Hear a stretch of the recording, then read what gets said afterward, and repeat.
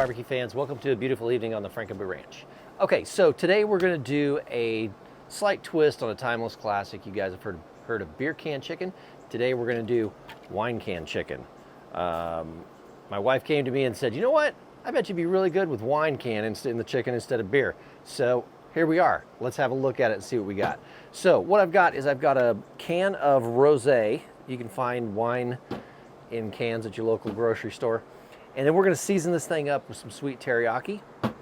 We're going to dress the chicken onto the can, set it onto our tray, and we're going to fire it at 350 degrees. Now I've got the cooker going.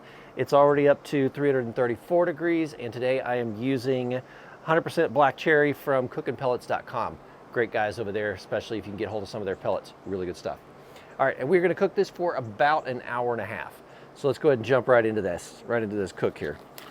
Now, I figure one way or the other it's going to be good because it's chicken, it's cooked on the smoker, and it's got seasoning on it. So why not, right? All right, so let's take our chicken out here. Let's move this over here out of the way.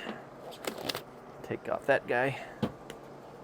Try to keep the chicken juice off of the actual bird. And we're going to season this thing up real generously with this rub. I think this rub will go really well with the wine, just because it's sweet. It's got a hint of teriyaki. The wine is sweet. I think it'll make a nice flavor to complement each other. Let me pull back the skin just a little bit here, because that's where you get all your flavors under there. Look at those nice breasts. Now I'm using a Springer Mountain Farms chicken, and I've talked about why I only use all natural, free range, air dried chicken. It makes an enormous difference in the final product that you're putting out. All right, so let's start with that. What do we say? All right, so meter. We all know how this thing works. I'm going to go ahead and use the meter because I don't care if I stick a probe the size of my finger into a piece of chicken. So we're going to go ahead and insert the meter probe right here. There we go. And that's our meter probe. All right, so let me get my ripped up glove off. And let's open our wine a little bit. Now I meant to bring a cup to pour a little bit out. Let me see if I can actually cut this top off. I'd prefer to cut it off. Look at that. Yes, we can. Okay, cool.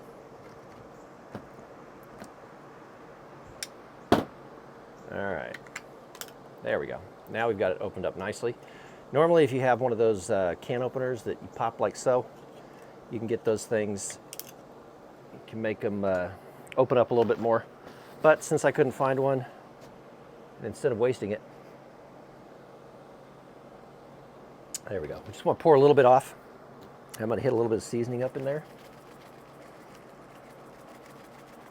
All right. Now let's re-glove and dress this bad boy. Like I said, we're cooking at 350 degrees. That's going to crisp the skin up. It's a nice juicy bird. And if you guys have never done a beer can chicken, wine can chicken, anything like this, what's nice about this is since the bird is standing up when it's cooking, the fat's dripping down through the bird itself, and it's going to season it up a little bit, or it's going to make it have a much more moist finish. So let's see if we can't move that back in there just a little bit. There we go. Got them all dressed up. Look at that, ready to go. All right, let's get that one off of there.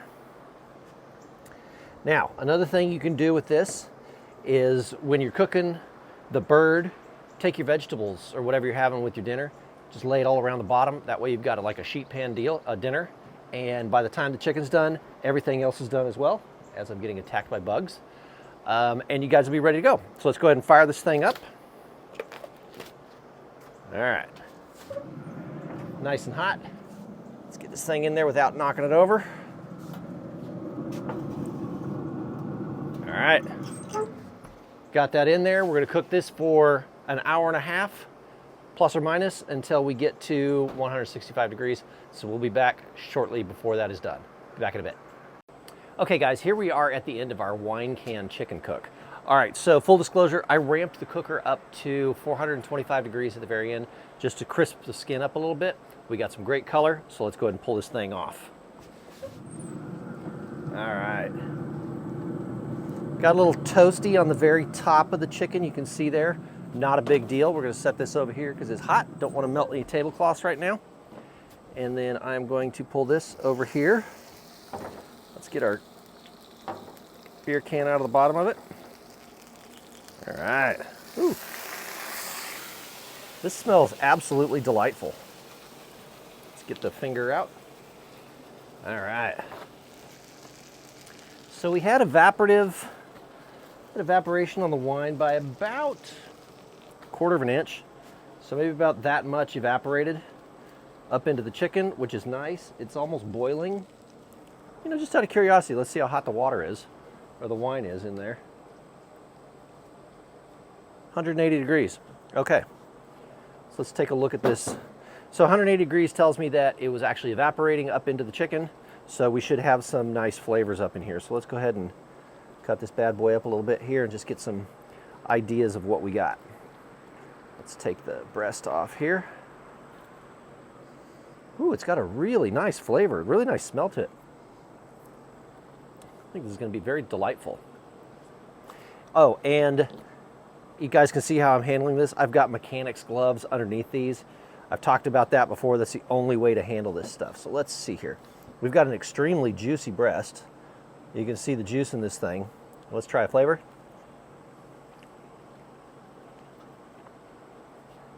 It's actually got really great flavor to it. It's good. It's a little bit, it's not the flavor that I would expect from a wine can chicken, but there's nothing wrong with it. It's fantastic. Next time I might try to find a, like a Cabernet or a red wine, a good dark red wine to give it a little bit more flavor, but you can definitely taste the rosé flavors from the wine, how it mixed up into the chicken. Came out really nice. So here you have it, guys. 1.5 hours. Really simple recipe that you can do anytime at home. Beer can chicken, but with wine. Throw a beer can in there. We're gonna do a few of these over the next few weeks, and we're gonna come up with some really great recipes for you guys. So there you have it, guys. Really quick and easy recipe for dinner next time you wanna cook. So until next time, guys, keep on smoking it. Hey barbecue fans, I just want to take a second and say thank you for watching my videos. And if you guys are looking to take your barbecue game to the next level, then head on over to academyaq.com and check out our members area where you can sign up now for a 14-day free trial. In our members area, you're going to find how to elevate your barbecue game to the next level with competition style brisket, ribs, chicken, pork, along with a lot of other fun recipes that we do on a regular basis. So head on over to academyaq.com, check us out in the members area, and I'll see you right here on the Frank and Boo Ranch.